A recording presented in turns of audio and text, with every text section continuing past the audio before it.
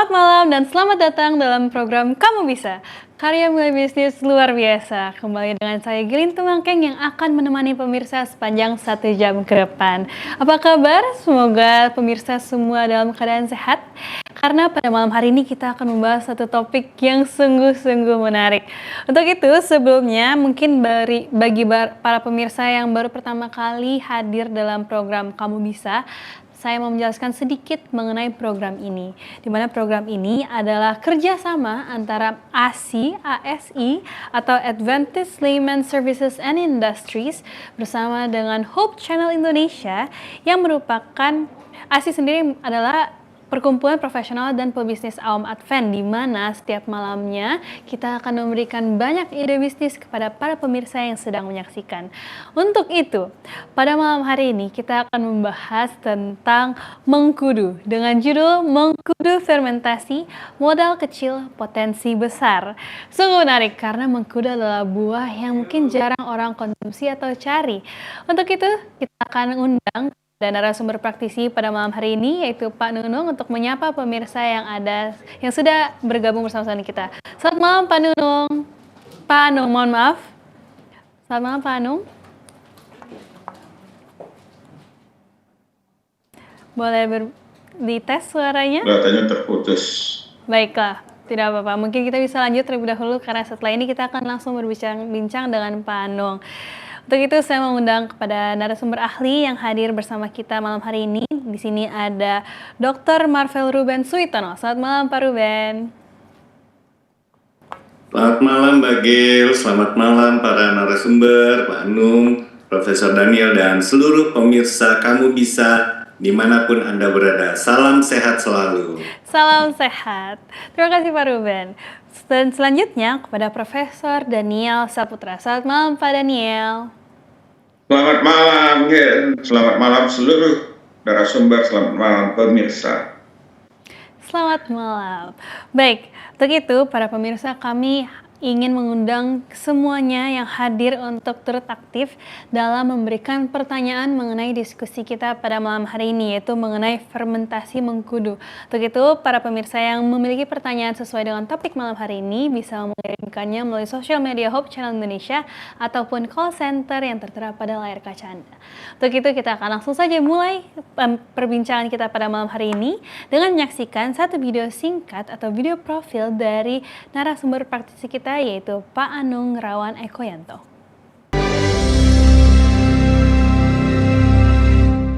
Salam pemirsa Hope Channel, saya Anung Rawan Ekoyanto, berasal dari Surakarta, Jawa Tengah. Kali ini saya berada di Kabupaten Magelang dalam rangka pengembangan produk olahan buah mengkudu. Salah satu cara yang paling mudah adalah dengan cara fermentasi, di mana buah mengkudu merupakan bahan utama, kemudian bisa dikombinasikan dengan beberapa macam rempah-rempah, kemudian perasa manis dari madu, dan juga air jeruk nipis ataupun jeruk lemon. Dengan berbagai macam manfaat kesehatan, terutama dengan karakter buah mengkudu, yaitu untuk melebarkan pembuluh darah, maka terkenal sebagai salah satu cara untuk penyembuhan hipertensi. Demikian manfaat utama yang bisa kita dapatkan dari buah mengkudu. Semoga teman-teman pemirsa Hope Channel dimanapun berada bisa mendapatkan inspirasi dari kebaikan buah mengkudu yang banyak terdapat atau sudah banyak tanaman ini di wilayah kita masing-masing, terutama di wilayah pedesaan. Terima kasih.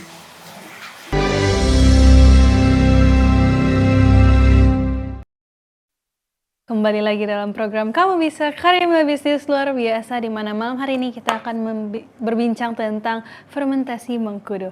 Untuk itu saya mau mengundang kembali narasumber praktisi kita, yaitu Pak Anung. Selamat malam Pak Anung.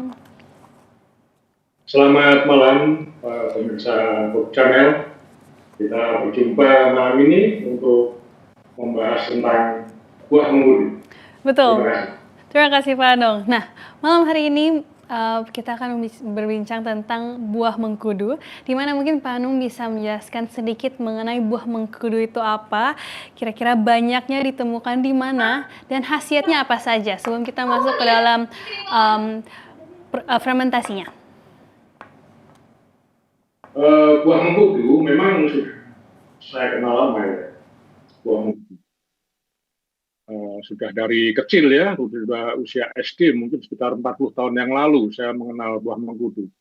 Sehingga ketika dewasa pun tidak heran, dan bahkan saya membaca beberapa artikel maupun jurnal penelitian sangat-sangat luar biasa khasiatnya. Terutama karakter yang diunggulkan adalah melebarkan pembuluh darah. Sehingga banyak dikenal di masyarakat, digunakan untuk terapi penyembuhan hipertensi. Nah, itu banyak sekali ditemukan di berbagai pelosok negeri ini, baik di wilayah barat, wilayah tengah, hingga wilayah timur. Nah, demikian yang saya ketahui, sehingga ketika saya praktekkan, manfaatnya sangat luar biasa. Sekilas seperti itu. Terima kasih. Jadi Bapak sebenarnya sudah research dulu ya dari jurnal dan juga baca banyak bacaan sehingga memilih buah mengkudu untuk digunakan sebagai hasil fermentasi. Nah untuk itu Pak Anung boleh mungkin ceritakan sedikit apa latar belakang sehingga Bapak ingin terjun ke dalam bidang ini terlebih khusus untuk produk turunan dari buah mengkudu. Karena kalau saya tahu buah mengkudu itu banyak orang nggak suka karena bau dan juga rasanya pahit. Boleh ceritakan Pak Anung? Oh betul, memang khususnya saya sendiri tidak alergi aroma ya, karena sejak usia 7-8 tahun, itu tahun sekitar hampir tahun 80 waktu itu, saya belum sekolah ya, itu sudah sering disuapin oleh nenek saya, sehingga tidak aneh untuk makan buah mengkudu. Namun kawan-kawan termasuk lingkungan saya tidak suka dengan aroma itu. Nah akhirnya saya mencoba untuk praktek fermentasi, kemudian diberikan bumbu. Bumbunya ini adalah rempah-rempah aromatik, terutama bunga lawang, kemudian jahe, juga jeruk lemon, itu yang utama, untuk mempertahankan pH tetap rendah, kemudian madu sebagai penikmat rasa.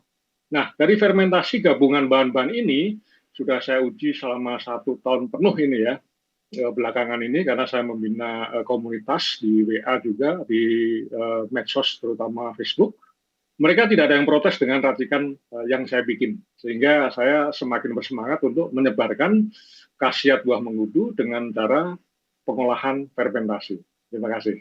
Baik, terima kasih Pak. Mungkin boleh dijelaskan lagi tadi apa saja rempah aromatik yang digunakan?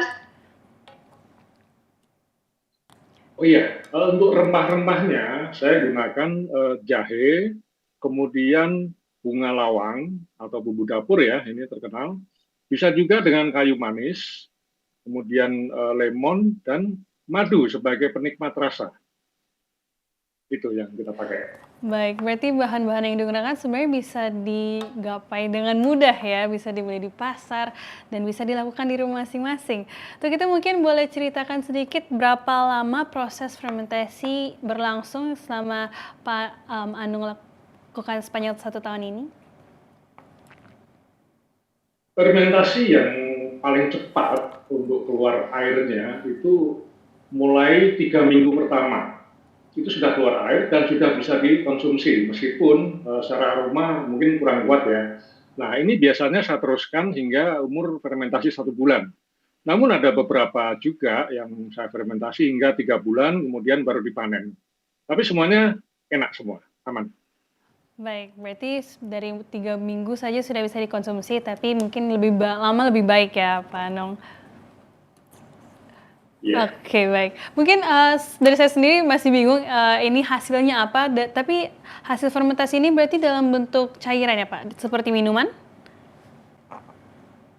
Betul, ini bentuknya minuman, ini seperti ini ya.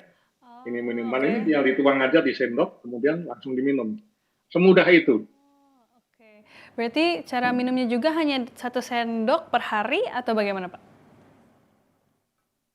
Untuk dosis yang saya dapatkan juga dari beberapa kawan-kawan pratik, sepakat kepada dosis maksimal hanya 2 sendok makan per hari, tidak lebih. Ini untuk angka aman ya, volume aman, 2 sendok makan dalam 1 hari. Per hari berarti dia langsung diminum ya seperti sirup atau kita larutkan dalam air terlebih dahulu? Untuk konsumsi bebas, yang penting bisa masuk ke lambung. Boleh tambah air, boleh ditambah saat makan bakso ataupun kuah mie ayam, bebas. Wow. Yang penting masuk aja. Oke, berarti bisa digunakan di mana saja, yang penting dikonsumsi ya Pak. Baik, kalau tentang fermentasi lagi, kita kembali tadi ke proses fermentasinya. Kira-kira apa tanda keberhasilan dari fermentasi mengkudu yang Bapak saat ini lakukan? Ya, tanda keberhasilan di antaranya kadar keasaman atau pH tetap rendah ya, di kisaran angka 4 atau 4,5 lah maksimal ya. Itu kadar keasaman. Kemudian tidak muncul aroma busuk seperti aroma bau got.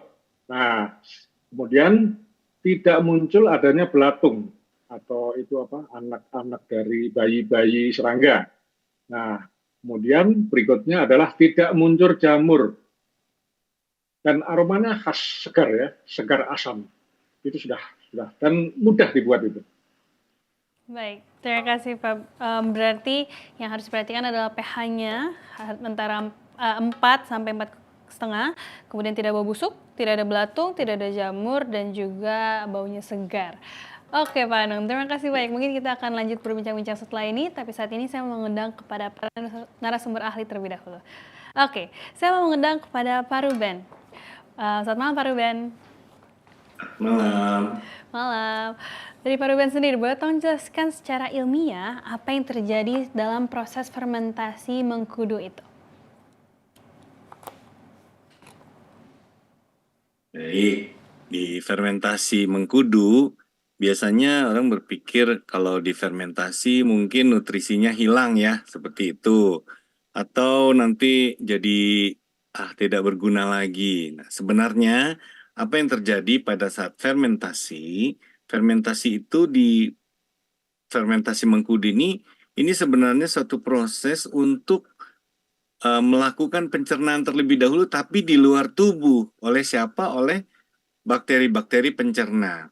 Jadi bakteri-bakteri itu akan memecah dinding sel buah, ya selulosanya, yang keras, itu kan serat yang tinggi, dan melepaskan nutrisi yang ada di dalamnya.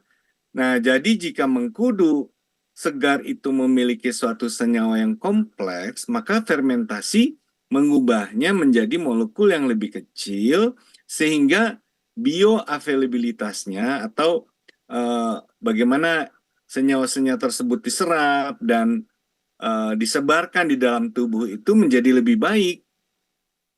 Karena mudah menyerap nutrisinya, maka otomatis nutrisi yang ada di dalam mengkudu tadi bisa terambil dengan lebih baik lagi. Sehingga selain nutrisi, antioksidannya juga akan meningkat pada saat dilakukan fermentasi, meningkat dan lebih berguna untuk tubuh kita. Nah, ini kenapa fermentasi mengkudu itu penting. Nah, di dalam fermentasi itu sering terjadi adalah yang pertama, nutrisinya seperti lebih terkonsentrasi. Untuk mengkudu pada saat dilakukan fermentasi, nutrisi yang ada di dalamnya seperti sedang terkonsentrasi menjadi lebih tinggi kadarnya. Yang kedua, baunya ini menyengat karena adanya asam lemak di rantai pendek ya, asam lemak rantai pendek di dalam mengkudu. Pada saat fermentasi, mikroba fermentasi mengubah asam tersebut menjadi suatu senyawa ester. Sehingga baunya tadi yang baunya tidak enak dari mengkudu berubah menjadi lebih segar seperti cuka buah. Nah, kalau kita cium contohnya cuka apel. Nah, tidak terlalu bau tetapi enak gitu ya diciumnya. Nah, ini juga sama di mengkudu pada saat dilakukan fermentasi akan menghasilkan suatu bau busuknya hilang tetapi bau cukanya yang muncul menjadi baunya lebih segar. Itu dua hal pada saat dilakukan fermentasi. Yang pertama, baunya hilang. Yang kedua, nutrisinya menjadi terkonsentrasi. Nah, ini yang apa namanya yang perlu kita perhatikan. Oh ya, Mbak Gail, saya tambahkan sedikit boleh tentang nutrisinya? Boleh? Boleh, Ya, boleh. saya tambahkan ya. Ya, Ini luar biasa mengkudu ini. Ya, mengkudu ini luar biasa. Kenapa bagus ya menjadi makanan kita sehari-hari ya. Walaupun mungkin rasanya tidak nyaman dalam bentuk buah, tapi kalau difermentasi menjadi lebih yang baik. Yang pertama, proteinnya tinggi, setinggi daun kelor. Jadi setara itu, sama-sama 9 gram per 100 gram mengkudu. Di kelor juga sama, 9 gram. Yang kedua, vitamin C. Vitamin C-nya itu 175 miligram. Ternyata jumlah ini kurang lebih 3 kali lipatnya jeruk. Di jeruk hanya 50 miligram. Sementara di mengkudu 175. Nah, itu 3,3 tuh 3,3 kali lipat lebih banyak daripada di jeruk. Yang berikutnya kalsium. Kalsium di mengkudu per 100 gram itu ada 200 miligram. Pembandingnya apa? Susu sapi. Susu sapi itu hanya mengandung 125 miligram. Jadi kurang lebih kalsiumnya itu 1,6 kali lipat dari susu. Yang berikutnya adalah zat besi. Zat besi itu yang ada di mengkudu itu kurang lebihnya 1,5 kali lipat lebih tinggi dari di bayam. Nah, kalau kita makan bayam sering dengarkan sumber zat besi. Nah, itu tinggi, yaitu 1,5 kali lipat dari bayam. Kemudian magnesium. Magnesium ini bagus untuk menstabilkan gula darah ya. Banyak sekali proses dalam tubuh kita menggunakan magnesium. Itu setara dengan apa? Kurang lebihnya 1,5 kali lipat lebih tinggi daripada alpukat. Di alpukat itu ada 29, di mengkudu ada 45 miligram. Lebih tinggi daripada di alpukat. Jadi alpukat itu katanya menstabilkan gula darah, tetapi mengkudu lebih baik lagi. Dan yang terakhir mungkin pembandingnya adalah kalium. Kalium ini penting untuk antiinflamasi dan kalium itu untuk saraf ya, untuk saraf dan pengatur tekanan darah. Di mengkudu ada 300, hampir setara dengan pisang. Kalium di pisang itu 0,8. Jadi kalium di pisang itu 358, di mengkudu 300. Jadi di mengkudu tuh 0,8 kali lipatnya daripada di pisang. Itu sudah cukup tinggi karena pisang adalah sumber kalium yang cukup tinggi ya. Paling banyak orang menggunakan pisang untuk makanan. Nah, ini nutrisi-nutrisi yang ada di buah mengkudu.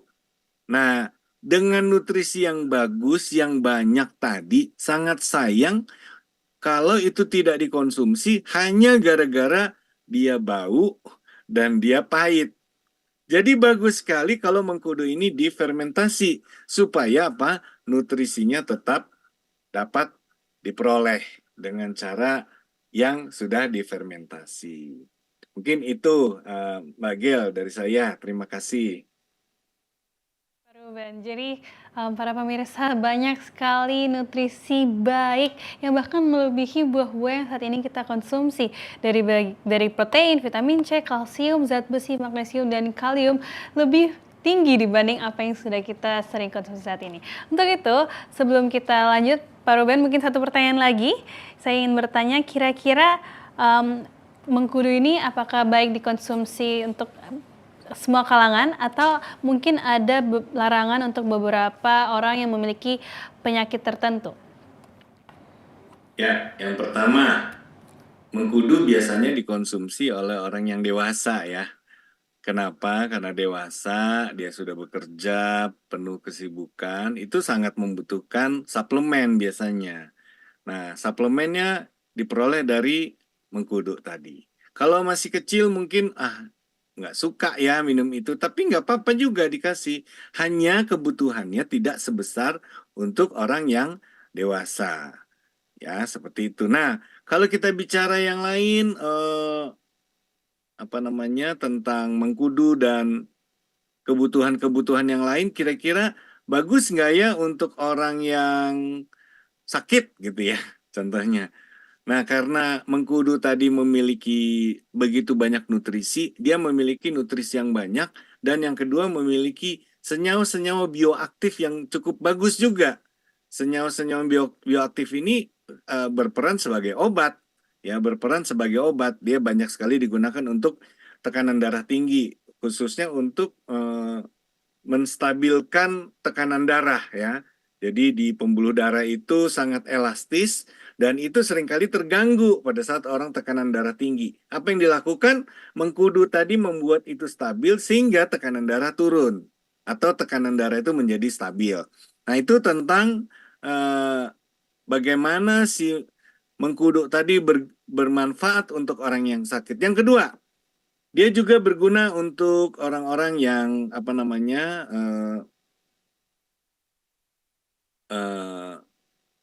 memiliki gula darah tinggi, ya, memiliki gula darah tinggi. Kenapa? Karena pada saat mengkudu ini memiliki 3 senyawa yang utama, yaitu namanya itu agak sulit ya, tapi saya sebutkan saja: proseronin, kemudian scopoletin, sama isotianat. Nah, yang pertama, proseronin ini dirubah menjadi seronin.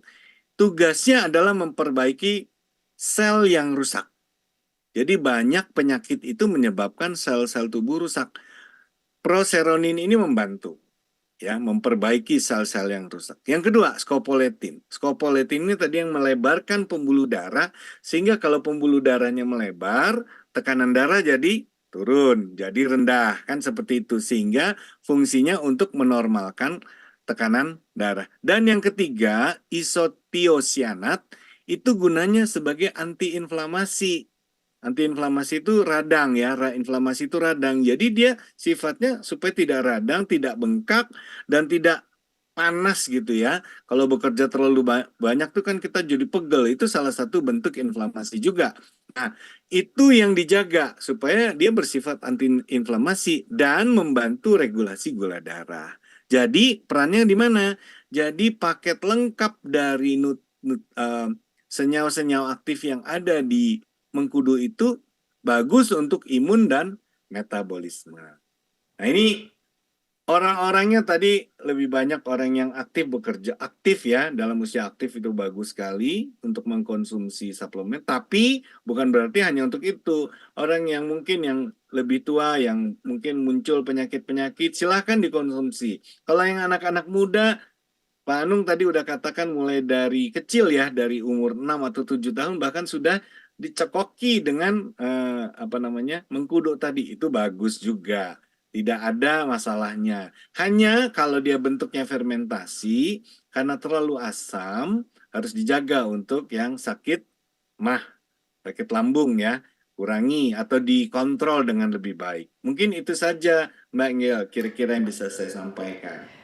Baik, terima kasih banyak Pak Ruben untuk insight yang begitu baik untuk para pemirsa dan juga saya sendiri. Jadi bisa dikonsumsi untuk seluruh kalangan, mungkin dari anak-anak kecil juga boleh, dari remaja pun, dan juga untuk orang dewasa yang mungkin mencari suplemen atau yang memiliki penyakit seperti gula darah ataupun tekanan darah tinggi. Untuk itu kita akan masih lanjut berbincang mengenai mengkudu dan fermentasi mengkudu, tapi sesaat lagi karena kita akan menyaksikan video singkat dari pembuatan fermentasi mengkudu yang dilakukan oleh Pak Anung.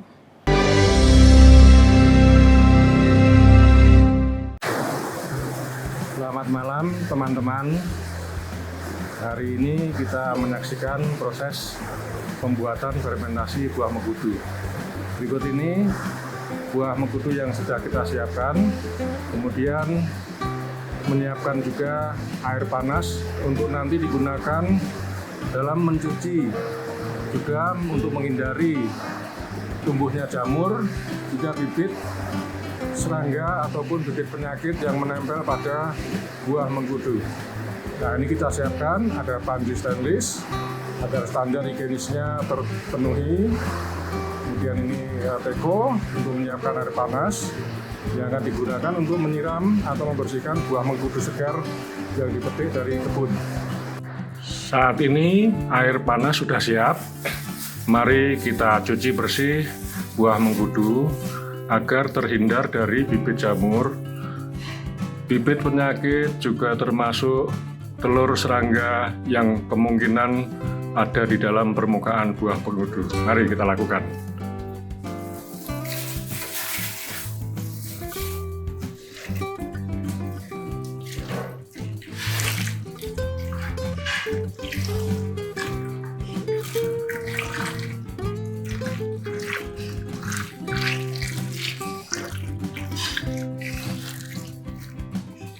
Buah mengkudu yang telah dicuci dengan air panas, segera kita masukkan ke dalam toples yang pakai keran air sehingga nanti memudahkan untuk panen.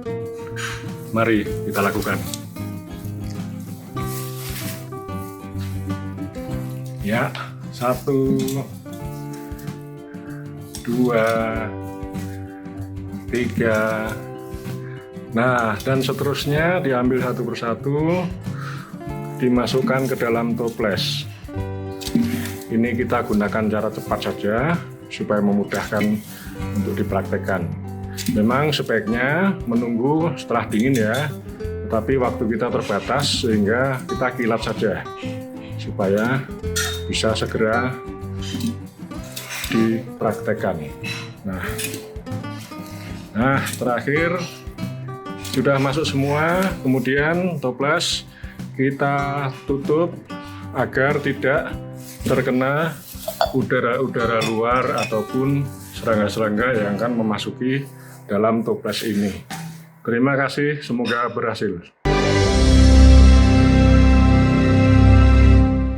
Lagi dalam program Kamu Bisa dengan topik mengkudu fermentasi.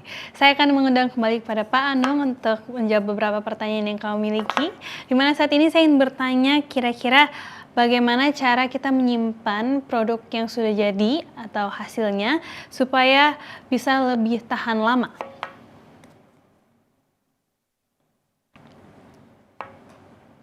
Mungkin boleh di-unmute terlebih dahulu, Pak Anung.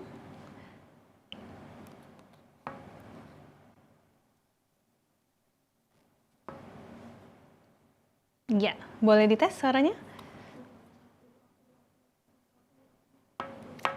Oke, mungkin sambil diperbaiki, ya. Boleh, silakan Pak Anung. Untuk penyimpanan air dari yang keluar dari buah mengkudu kita saring dulu, disaring, kemudian masukkan dalam toples atau botol, kemudian ditutup rapat. Nah, penyimpanan bisa di dalam kulkas atau lemari pendingin atau tanpa lemari pendingin atau di suhu ruangan. Itu bisa bertahan bertahun-tahun, bahkan lebih dari 2 tahun. Terima kasih. Baik, terima kasih Pak Anung. Jadi lebih dari 2 tahun bisa ya, di kulkas mungkin berarti lebih lama lagi. Dan selanjutnya Pak Anung, tadi Pak Anung sudah menjelaskan mengenai rempah-rempah aromatik yang bisa digunakan, yaitu tadi bunga lawang, kemudian ada kayu manis, jahe, jeruk, dan madu. Dan kalau misalnya lebih dari itu boleh nggak ya Pak ditambahkan ke dalam proses fermentasinya?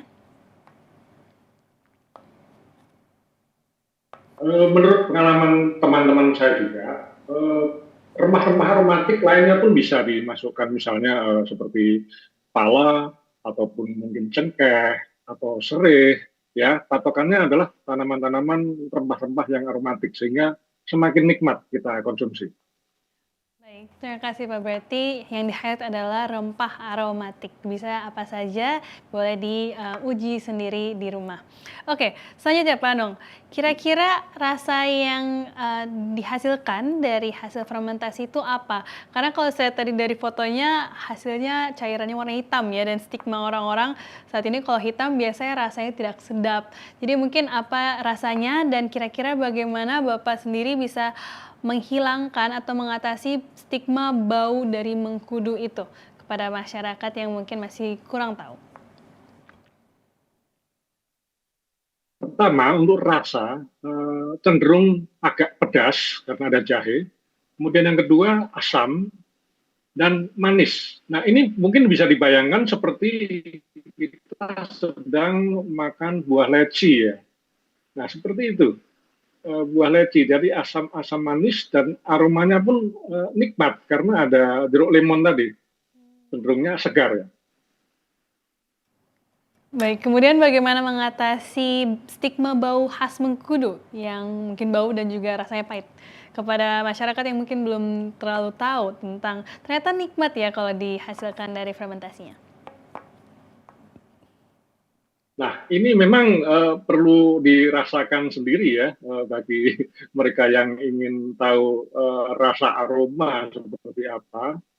Karena sebelumnya memang stigma di masyarakat ya tidak enak aromanya, seperti barangkali istilahnya seperti mirip kaos kaki basah lah ya. Itu yang original.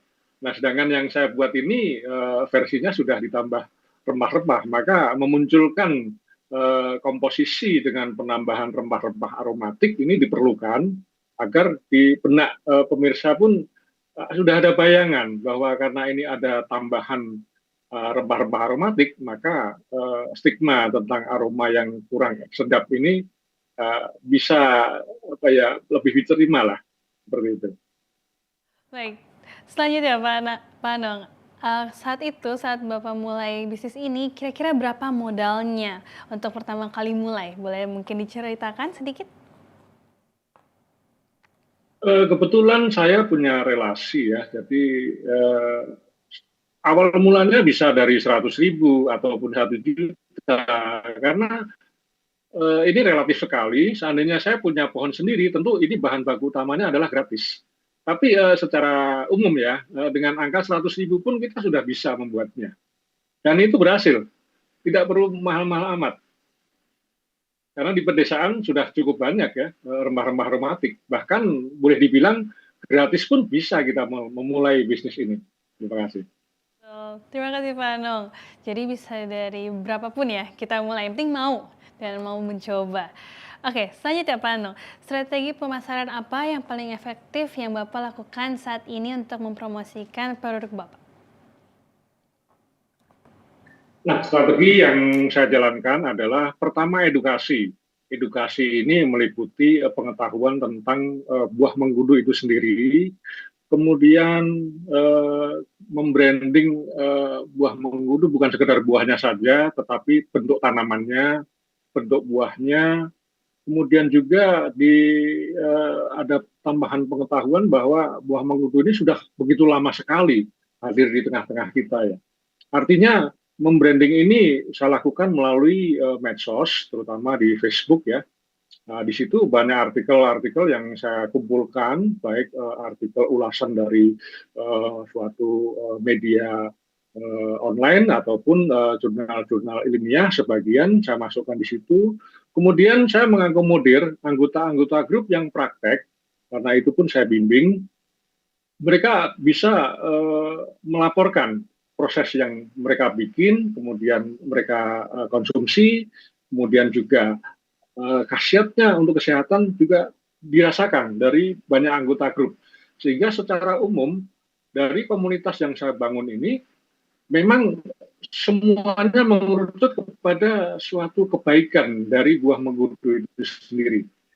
Otomatis pemirsa di dalam komunitas ini begitu menyukai, begitu bersemangat, praktik satu persatu, bahkan ada yang gagal, tapi banyak yang berhasil.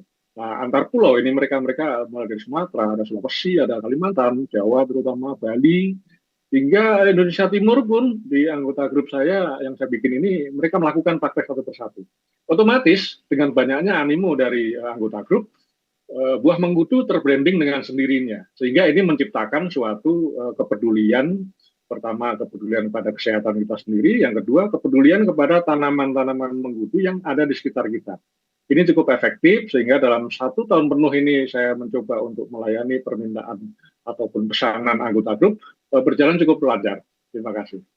Baik, terima kasih kembali Pak Anong untuk kesaksian yang sudah dibagikan dan juga sharingnya, karena kalau kita lihat memang butuh diedukasi dan mesti beritahu apa itu khasiat mengkudu dan bahkan produk fermentasinya. Dan dari testimoni grup sendiri atau orang-orang yang sudah mengkonsumsinya bisa juga membantu untuk menyebarluaskan betapa baiknya produk yang sudah dihasilkan oleh Pak Anung. Jadi itu bisa dicatat bagi para pemirsa yang mungkin tertarik. Baik, saat ini saya mengundang kepada Pak Daniel untuk menjawab beberapa pertanyaan yang kami miliki. Pak Daniel, mungkin boleh bisa bantu jawab, kira-kira bagaimana mengurangi risiko kontaminasi dalam proses produksi? Baik, terima kasih. Jadi tadi sudah disampaikan oleh Pak Anung dengan disiram air panas gitu ya. Kalau saya menyarankan lagi tadi ya, mungkin air panas saja, mungkin dikukus sedikit Pak sebentar ya, atau direbus. Ya, jadi tadi kan Bapak hanya mencuci dengan air panas, jadi direbus sedikit untuk lebih memastikan tadi ya, telur-telur serangganya itu lebih mati gitu ya. Kemudian tentu dalam bekerja ini ada sanitasi gitu ya, jadi mungkin dipakai sarung tangan plastik begitu yang sudah banyak beredar sehingga kesannya lebih higienis. Kalau nantinya sudah mau lebih besar, maka ada standar kesehatan mestinya ya, standar untuk ini, yaitu semua alat-alat yang Bapak pakai untuk masak itu mesti stainless steel. Kalau saya lihat tadi sekilas masih seperti aluminium ya, aluminium. Jadi itu tentu meningkat dengan skala usaha, Pak. Nah, itu. Yang kedua yang saya perhatikan ini, Bapak kelihatannya sudah mulai banyak begitu produksinya ya, produksinya. Tapi masih skala rumah tangga atau mikro lah ya, usaha mikro. Nah, kalau untuk usaha kecil ini, supaya jangkauannya lebih baik dan ada perlindungan hukum, maka Bapak urus ke kesehatan ya Pak ya, RT namanya. Jadi pendaftaran industri rumah tangga. Jadi ada nomornya nanti di label yang Bapak tulis, ada nomor begitu. Jadi itu lebih bagus. Kalau sudah lebih besar atau sudah besar sekali ya, atau sudah setengah industri, ya tentu mesti ada nomor POM ya, nomor edar dari POM. Tapi itu kan masih lama saya rasa ya, karena itu skalanya sudah masih besar dan syarat dari POM itu juga tidak sederhana ya, tidak sederhana. Tapi minimal ya PIRT lah. PIRT untuk menyatakan kepada pembeli begitu ya, bahwa Bapak sudah melakukannya sesuai dengan SOP gitu ya, SOP yang baik dan benar, walaupun skalanya masih skala kecil begitu ya. Jadi itu jadinya. Jadi kalau sudah PIRT pasti nanti Bapak dikunjungi oleh orang kesehatan begitu ya. Orang kesehatan, oh nanti diberi masukan, diperbaiki, baru nanti suratnya terbit begitu ya. Jadi contoh juga nanti akan dilihat tempat pembuangan sampahnya di mana, gitu ya. Ada bekas tikus nggak gitu. Jadi itu akan ini. Jadi kalau sudah ada PIRT artinya yang hal-hal seperti itu sudah bagus begitu. Jadi tidak akan ada terkontaminasi, walaupun sebetulnya kecil peluangnya ya, tikus takut dengan mengkudu sebetulnya ya. Tapi kan ampasnya atau apanya begitu ya, atau mungkin ada di sekitar itu Bapak mengusahakan barang lain ya selain mengkudu, ya mungkin tikus datang ke barang lain bukan ke mengkudu. Kalau mengkudu ya tikusnya takut sama mengkudu sebetulnya ya. Jadi itu ininya. Jadi untuk memastikan bahwa prosedurnya sudah sesuai dengan aturan ilmu kesehatan. Jadi syarat kesehatan nomor 1 sudah lolos dan Bapak bisa menjual begitu ya. Menjual dalam skala yang lebih luas tentunya ya. Bahkan bisa diekspor tapi statusnya masih ini apa namanya? Simplicia ya Pak perubahannya namanya bukan Simplicia, masih industri rumah tangga. Jadi kalau industri rumah tangga, kalau misalnya ada yang busuk, ya Bapak nggak akan dituntut. Tapi kalau sudah tadi sudah besar, ada nomor edar POM, itu ada apa-apa bisa dituntut gitu ya. Tapi ini untuk menunjukkan bahwa Bapak dari sisi sanitasi lingkungan, cara membuat sudah sesuai syarat kesehatan ya. Peluang tadi kontaminasi atau yang lainnya itu sudah dikurangi. Begitu dulu untuk sementara sesuai dengan pertanyaan. Makasih. Baik, terima kasih kembali Pak Daniel. Berikutnya, saya mau bertanya 2 pertanyaan secara langsung, mungkin boleh langsung dijawab secara singkat dari Pak Daniel. Pertama adalah dari sisi manajemen, seberapa besar potensi pasar fermentasi mengkudu? Dan yang kedua, bagaimana meningkatkan kapasitas produksi tanpa menaikkan biaya secara drastis? Jadi ini ya, mengkudu ini sudah terkenal. Awal tahun 2000 ini merupakan industri besar ya, bahkan ada MLM-nya, begitu ya. Jadi banyak orang yang mendapat manfaat ekonomi dari mengkudu yang difermentasi. Bahkan industri besar ya, dari Amerika ininya. Jadi banyak orang jalan-jalan ke Amerika dari fermentasi mengkudu. Hanya saja biasanya kalau sudah maju begitu, klaimnya jadi mengkudu sebagai obat dewa begitu, bisa mengobati 1001 macam penyakit, dan akibatnya runtuhlah industri MLM itu, mengkudu ya, dan sekarang tidak hidup, jadi mati begitu ya, tidak ada lagi.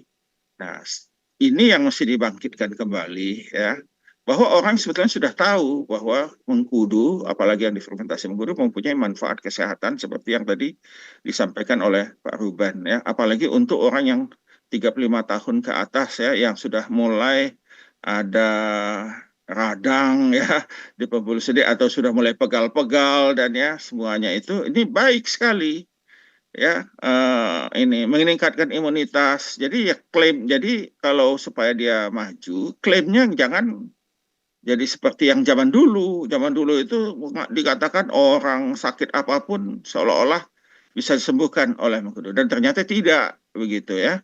Dan ternyata tidak. Jadi klaimnya ya sesuai dengan apa yang ini, dan saya dari apa yang disampaikan oleh Pak Anung tadi sudah betul begitu ya. Jadi tidak mengklaim 1001 macam penyakit bisa disembuhkan. Memang dia bisa sembuhkan, tapi juga mesti diklaim ini bukan obat begitu ya, karena kalau obat lain lagi standarnya. Jadi ini kan tadi sama juga Bapak kan mengklaimnya hanya herbal begitu ya, herbal.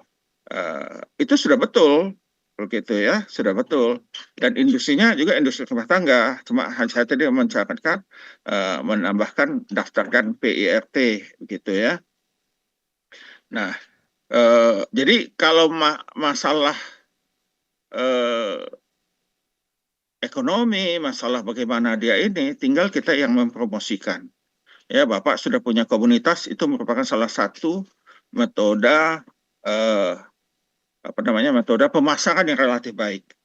Mungkin perlu juga dicari begitu ya, atau dibuat sedemikian rupa gaya TikTok atau gaya apa begitu ya, sehingga orang selain belajar dapat ilmu kesehatan juga dapat hiburan. Kalau dia dapat hiburan, dia akan ingat selalu ya, dan akan ingat selalu, dan produk Bapak makin luas pemasarannya, marketingnya ya. Dan MLM tidak laku lagi karena sekarang kita sudah punya online store begitu ya. Hanya saja mesti hati-hati dengan ini karena juga sekarang kita ada produk lokal gitu ya, produk lokal fermentasi lainnya ya, seperti kombucha dan yang lain-lain. Nah, ini merupakan kompetitor Bapak, kompetitor untuk fermentasi mengkudu, karena mengklaim mempunyai dampak manfaat kesehatan ya. Yang kedua tadi bagaimana meningkatkan produksi begitu tanpa meningkatkan biaya yang signifikan, tentu skala usaha. Jadi tadi Bapaknya masih memfermentasinya pakai kecil begitu ya, tentu perlu input dana untuk membeli fermentor gitu yang lebih besar ya, sehingga satu kali proses bisa lebih banyak, sehingga hasilnya bisa lebih banyak. Dan ya tentu perlu juga, jadi dikukus itu sudah direbus itu atau dikukus itu perlu kukusan yang lebih besar lagi ya. Tapi dengan skala usaha naik, biasanya biaya operasionalnya akan turun, sehingga biaya pembuatannya tidak meningkat secara signifikan begitu ya. Jadi memang begitu ya. Yang penting itu sebetulnya adalah pasarnya. Pasarnya ada nggak, meningkat nggak, gitu ya. Kalau pasarnya meningkat, ya banyak orang jual alat-alat Pak untuk yang lebih besar supaya bisa lebih produksinya lebih banyak. Tapi itu tadi syaratnya kalau pasar Bapak sudah mulai naik, POM juga akan datang, ya. POM akan datang, jadi akan diminta Bapak untuk memperbaiki sanitasi sekitarnya sedemikian, nanti baru dikeluarkan nomor edar, ya. Nomor edar. Dan untuk usaha kecil dan menengah, POM ini sekarang sudah punya unit, begitu ya, punya unit yang akan memandu gitu ya, memandu bagaimana membuatnya sedemikian rupa sehingga nanti nomor POM-nya itu ya, nomor edar POM-nya keluar ya. Tentu berbeda ya dari industri besar tentunya ya. Nah ini dari pemerintah melalui POM sudah membantu sedemikian rupa supaya izin edar skala usaha yang kecil dan menengah itu bisa mendapat izin edar POM. Jadi itu sudah ada timnya Pak. Jadi tinggal Bapak datang ke sana. Kalau Bapak sudah mau lebih besar. Atau kalaupun Bapak diam, mereka akan datang nanti orang kesehatan yang akan datang. Pak, ini sudah nggak sesuai lagi dengan PRT. Bapak mesti naik kelas. Nah, baru nanti POM yang akan ininya. Makasih. Baik, terima kasih kembali kepada Pak Daniel untuk jawaban yang sudah dibagikan dan juga insight atau nasihat untuk Pak Anung yang mungkin bisa juga dicatat oleh para pemirsa yang tertarik untuk memulai bisnis ini. Untuk itu kita akan lanjut lagi, tapi sebelum itu kita akan menyaksikan uji ilmu kamu bisa melalui video yang satu ini.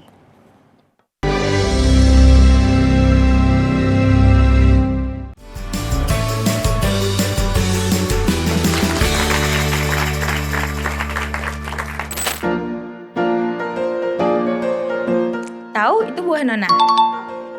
Buah jambu. Buah mengkudu. Buah mengkudu. B. Noni. D kayaknya. Noni. Noni. Jawabannya D. Salad buah. C suplemen. D. Salad buah. Salad buah. B. Bakteri dan ragi baik. B. B. Bakteri dan ragi baik. Jawabannya benar. Benar. Benar. Benar. Menyehatkan tubuh. Untuk mensehatkan tubuh. Menghilangkan jerawat. Yang saya tahu menyembuhkan kanker. Saksikan Kamu Bisa Karya mulia. Bisnis luar biasa. Hanya di Hope Channel Indonesia.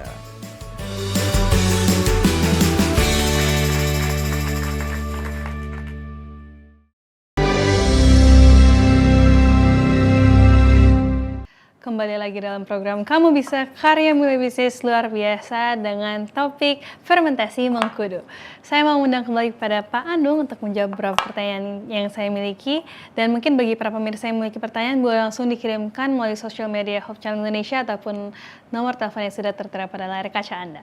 Baik, Pak Anung, ada yang bertanya, kira-kira harus berapa kali minum produk yang dihasilkan sampai kita bisa merasakan khasiatnya? Terima kasih.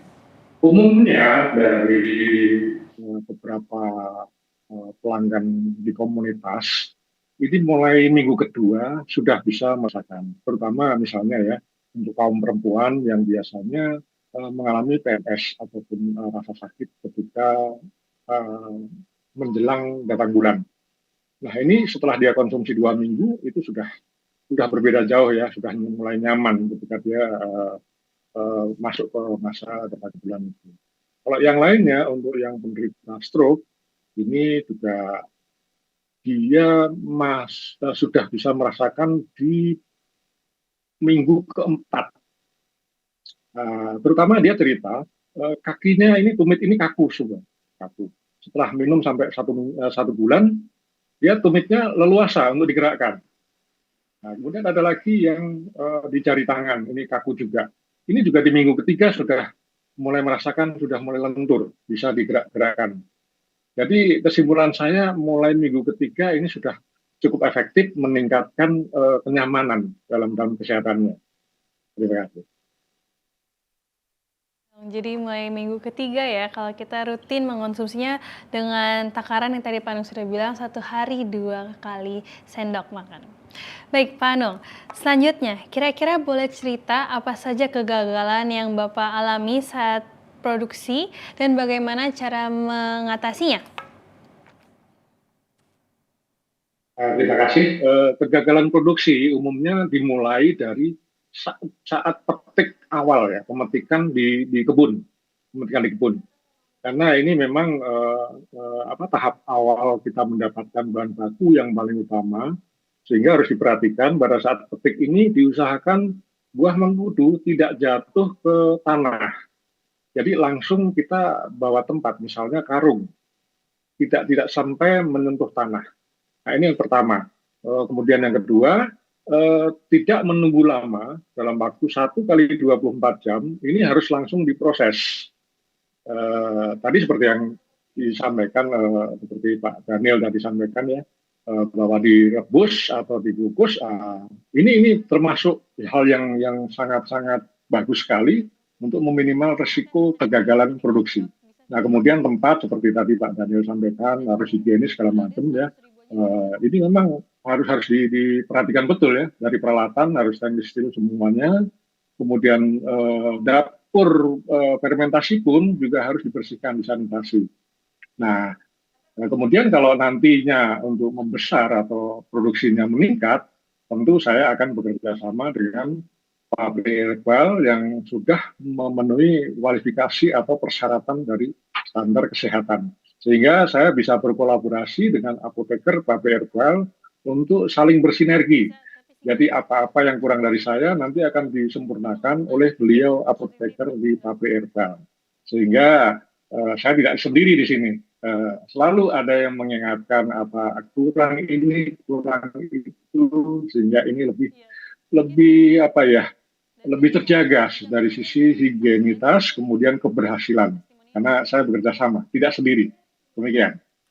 Baik, terima kasih Pak Anung untuk sharing yang sudah dibagikan dari testimoni para mereka yang sudah mencobanya. Untuk itu, sebelum kita akhiri, mungkin saya boleh sekalian meminta closing statement singkat dari para narasumber yang sudah hadir.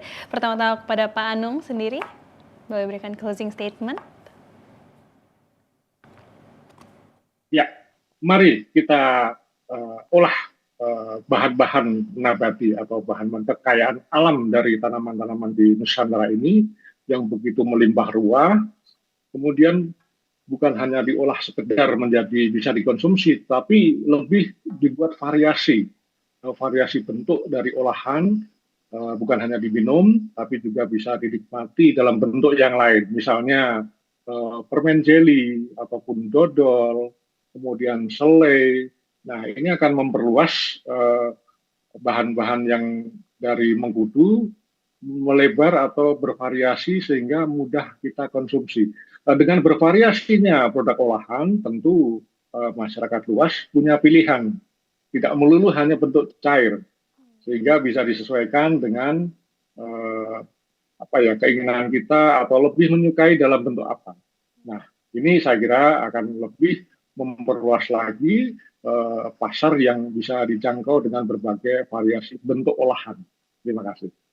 Baik, terima kasih kembali kepada Pak Anung. Berikutnya kepada Pak Daniel.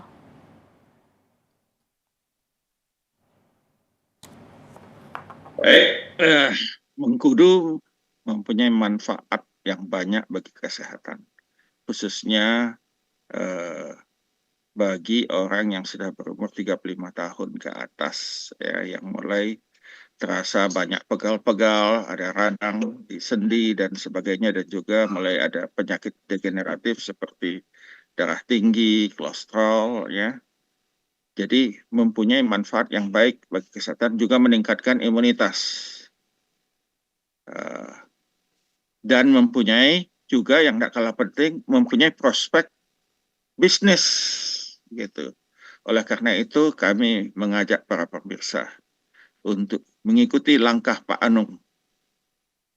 Mau berbisnis, boleh belajar ke Pak Anung, atau juga boleh melihat ikut komunitas Pak Anung, sehingga dapat memulai bisnis baru. Kalau Pak Anung bisa, maka semua pemirsa juga pasti bisa. Amin. Terima kasih banyak Pak Daniel. Dan terakhir kepada Pak Ruben. Baik. Nah, hari ini kita sudah belajar bagaimana Tuhan sudah menitipkan apotek alami di halaman rumah kita. Mengkudu itu kadang-kadang dianggap buah yang terabaikan. Tapi sebenarnya mengkudu itu adalah superfood masa depan. Superfood, ya, dengan nutrisi yang luar biasa. Vitamin C-nya 3 kali lipat dari jeruk. Dan kalsiumnya lebih tinggi bahkan dari susu sapi. Yang kita tahu sumber kalsium adalah susu sapi. Nah, pengetahuan ini sangat penting untuk kita pelajari. Melalui fermentasi kita bisa dapat yang higienis, kemudian dengan modal kecil tetapi dengan ilmu pengetahuan yang tepat seperti menjaga kadar air dan pemanis yang baik, kita akan dapatkan yang terbaik. Mbak Gail, boleh saya kasih satu pantun? Biasanya Dr. Titin yang menyampaikan pantun, tapi hari ini beliau berhalangan hadir. Boleh nggak saya kasih pantun, Mbak Gail? Boleh dong Pak Ruben. Silahkan Pak Ruben. Oke. Jalan-jalan ke kota Paris. Cakep. Jangan lupa membeli selendang. Cakep. Mengkudu fermentasi jadi pelaris. Cakep. Modalnya kecil, untungnya gemilang. Luar biasa. Terima kasih banyak Pak Terima kasih. Ruben. Terima kasih banyak Pak Ruben. Baik, saya juga mengucapkan baik terima kasih kepada seluruh pemirsa yang sudah datang untuk menyaksikan acara Kamu Bisa pada malam hari ini, mendiskusikan mengenai pentingnya dan berkhasiatnya mengkudu. Untuk itu tidak terasa kita sudah selesai sampai sini. Untuk saya mengucapkan baik terima kasih kembali kepada narasumber praktisi kita yaitu Pak Anung Rawan Ekoyanto dan juga kepada para narasumber ahli yaitu Dr. Marvel Ruben Suwitono dan juga Profesor Daniel Saputra. Untuk itu jangan lewatkan setiap ada tayangan Kamu Bisa karena tentunya pasti pemirsa akan mendapatkan banyak ide-ide bisnis. Kita akan kembali lagi di acara Kamu Bisa berikutnya. Untuk itu saya Gilin Tumangkeng beserta dengan seluruh kru yang bertugas pada malam hari ini pamit undur diri. Untuk itu kami mengucapkan Kamu Bisa, karya mulai bisnis luar biasa.